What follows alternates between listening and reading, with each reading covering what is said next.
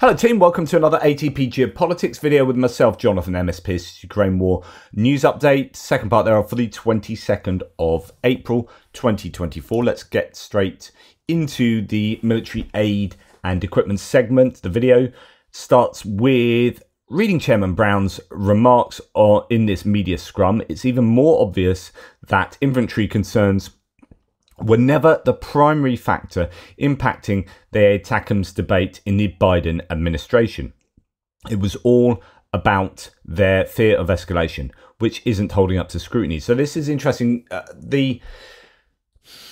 I have said previously that ATACMS not being given must surely have some kind of sensible rationale behind it, because if the Department of Defense and all the military experts are going to say, look, we've got no problem with giving ATACMS, then it's odd that the Biden administration would not give them. So there's either a schism kind of between those two elements of the government, such that the DOD and military experts are saying one thing, but people in the political Biden administration are saying another. Or there is genuinely a strategic reason why these aren't being given. And I thought it was more than just coincidental that the replacement to the ATACMS started coming online and I think being manufactured and starting to be delivered. Correct me if I'm wrong on that. And that's when we've seen ATACMS start to be given to Ukraine. So I think there was a strategic element of, well, we need to have stockpiles of this type of missile, just in case we are involved in a conflict where we need them, rather than just being an escalatory rationale. But Colby Badwas thinks otherwise. He says Brown didn't, this is coming from defense1.com, Brown didn't officially confirm or deny the reporting either, but he did say that Russia's muted response to a series of recent Ukrainian drone attacks well inside of Russian territory have allowed the Pentagon to adjust its analysis on the risk of sending ATACMS. So the risk wasn't so much then to Ukraine, the US's own stockpiles and a lack of important types of missiles if they gave them all to Ukraine without having a replacement online, but actually the risk was to escalation. So possibly it was an escalation management thing. Quote, those are the things that we pay attention to. You know, what is the likelihood of escalation based on different capabilities and different actions, he said. So it could be getting back to this whole issue of, you know, Jake Sullivan and de-escalation, etc., within the Biden administration. Now, given that the US have just, at least in the House of Representatives, we wait to see what will happen in the Senate tomorrow. But given that the US has half succeeded in getting this military aid package across the line, the Bundestag, German parliament, fears that the approved US aid to Ukraine could be the last one. And this is what a lot of people are talking about.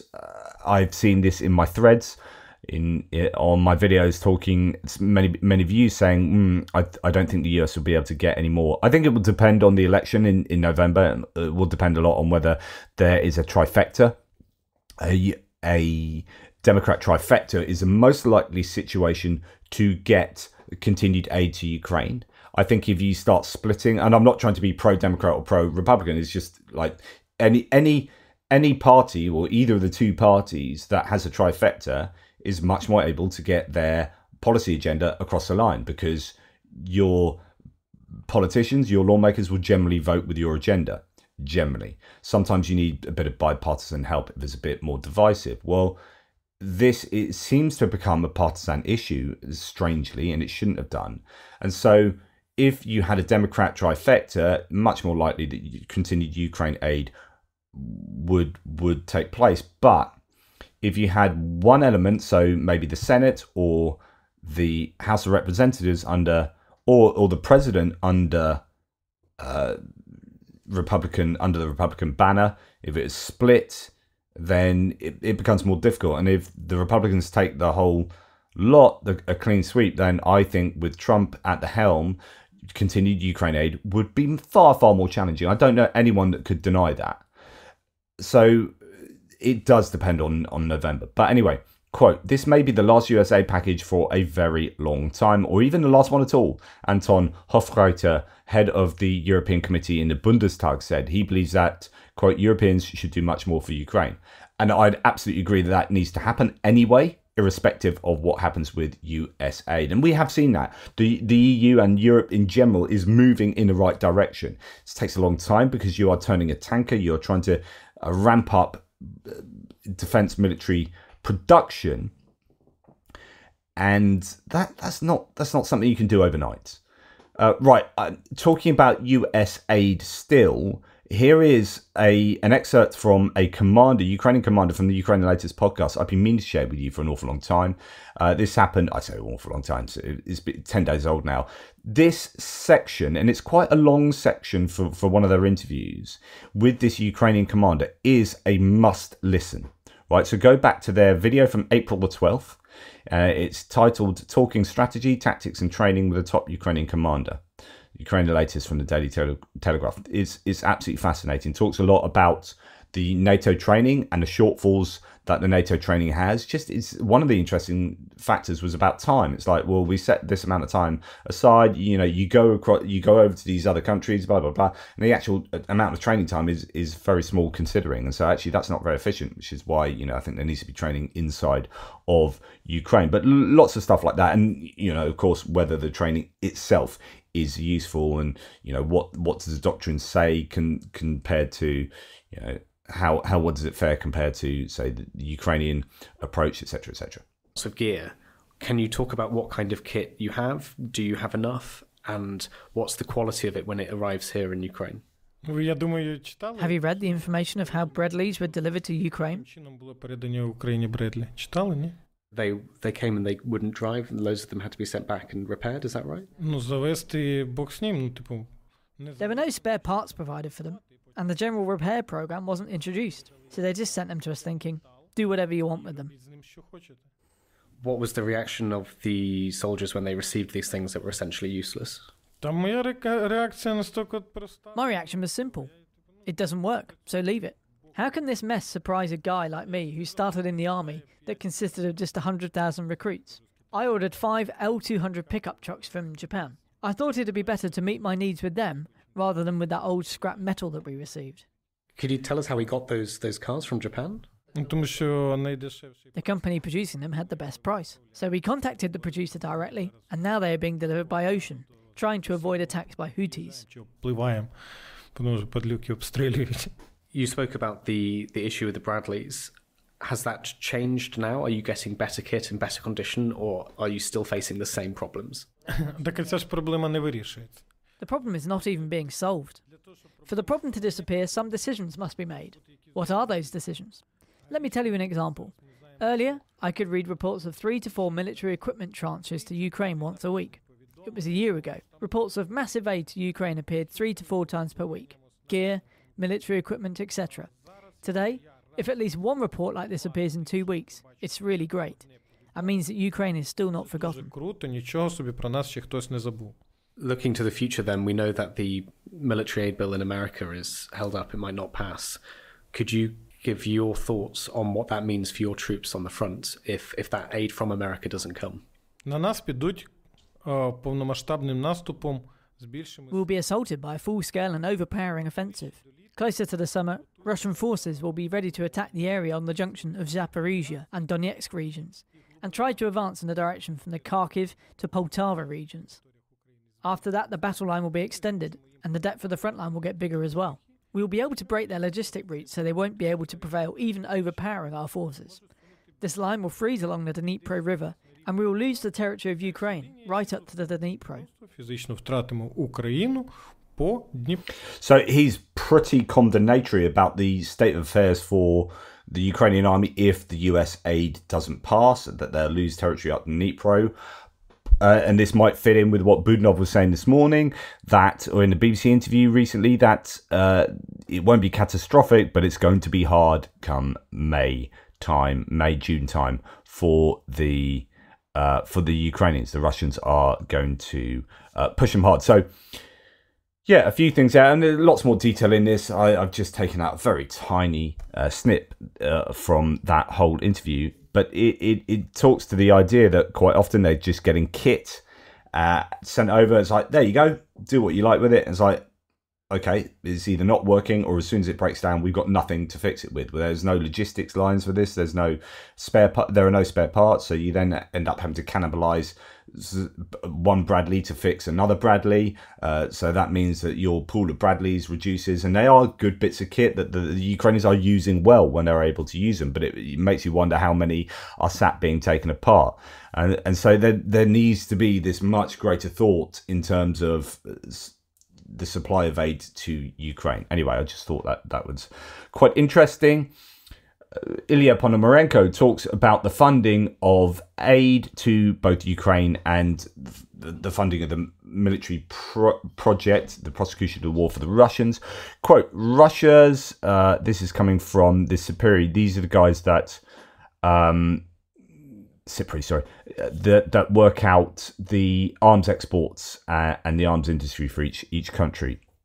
It's a Swedish-based, I think, organization. Anyway, Russia's military spending increased by 24% to an estimated $109 billion in 2023, marking a 57% rise since 2014, the year that Russia annexed Crimea. In 2023, Russia's military spending made up 16% of total government spending, and its military spending as a share of gross domestic product was 5.9%. Ukraine was the 8th largest spender, so this year is expected to go from 16% to like a third of their budget, total government spending. Anyway, Ukraine was the 8th largest spender in 2023 after a 51% spending surge to reach $64.8 billion. So that's against 109 billion. So the Ukrainians spending 64 billion means that they are $44 billion off what the Russians are spending. This gave Ukraine a 37% military burden and represented 58% of total government spending. So almost over half of their government spending was being spent on the military. Ukraine's military spending in 2023 was 59% the size of Russia's. However, Ukraine also received at least 35 billion in military aid during that year, including 25.4 from the US. Combined, this aid and Ukraine's own military spending were equivalent to about 91% of Russian spending. So even given all the help from abroad, in 2023, the Ukrainians were spending 91% of what the Russians were spending. Of course, the Russians started off with a mass of extra equipment and personnel, etc., etc. So what the Ukrainians have to do is achieve way more with way less. That's why I keep talking about having to have an attrition rate of 3-to-1 plus of Russian to Ukrainian losses, because they have to overcome this deficit compared to the Russians, where the Ukrainians have less money to work with, less equipment to work with. So they had to have better equipment and do more with it. And that's why it's really important that we help as much as possible. Okay, moving on. Don't worry. Danish F-16s for Ukraine will definitely be provided. This is Denmark's entire fleet that is currently being phased out of service as we receive the new generation F-35 jets. Denmark's ambassador to Ukraine, Ole Egeberg Mikkelsen, has confirmed. Really good news. So they're going to give all their F-16s to Ukraine, and that means, let's have a look at how many they have. That also follows on what the Danish have done with their artillery, which is give all of their artillery to Ukraine. It's like, there's no point us having them, because we would be using them against Russia in a war with Russia. Well, if you're fighting Russia right now, then you might as well have all of our artillery and fight on our behalf. Anyway, it says, it hasn't got the numbers. It usually has the numbers. It says Denmark, yeah. Dang. So I don't know how many that Denmark have that they are going to be able to give. I could find that out, or could find that out, obviously, but they are going to give all of their F-16s to Ukraine. Right. Financial Times, got F-16 on the brain. Financial Times says Greece and Spain are under pressure to provide Ukraine with air defense systems. This would be in the with regard to the Patriot systems, particularly, I think. So you've got all of these different countries clamoring for F-16s to be given, but they aren't necessarily the countries with you have all these countries clamoring for Patriot systems to be given to Ukraine, but they aren't necessarily the countries with Patriot systems, like the UK, for example. Yes, we need to have more air defense going to Ukraine. There needs to be more air defense systems, but we don't have them. It turns out that on working out who does have them, Spain has some, Greece has some that could be given, so there's a lot of pressure on those countries. So let's just dip into this. Greece and Spain are under intense pressure from their EU and NATO allies to provide more air defence systems to Ukraine as Kyiv prepares to demand more aid at a meeting of EU foreign and defence ministers on Monday. Kyiv this month made an urgent plea to Western allies for additional air defence systems, such as US-made Patriots or Soviet-developed S-300s, as Russia steps up an air and missile campaign against the country's cities and power infrastructure. Ukraine's President Zelensky wrote on Twitter on Sunday, Patriots can only be called air defense systems if they work and save lives rather than standing immobile somewhere in storage bases. Ouch. So yeah, there's also these S-300s that Greece have been talk about them being delivered to Ukraine. I don't know where we stand with all the Soviet era gear in Greece and how much is going and has gone to Ukraine. Ukrainians have lost a number of S-300 assets recently, components of batteries. It has been an expensive few months for air defense systems. We've seen those strikes on the air bases around Dnipro, and that has caused some consternation for those who recognize how valuable these systems are. The head of Ukrainian diplomacy, Dmytro Kuleba, has asked his French counterpart, Stéphane Séjourné, to develop a new copy of the SAMP-T Mamba system, the Franco-Italian equivalent of the Patriot. Paris and Rome had already experienced the greatest difficulties in delivering the first. Quote, "We are working on it both within the French administration and with our Italian partner, but we cannot expect a response so soon," confirms a French source. That will be really useful. They definitely need SAMP-Ts, as well as Patriots, of course, but I don't know what the production schedules for these are and how realistic that request is. Anyway, Norway will join the initiative to supply additional air defense systems to Ukraine and allocate billions for it.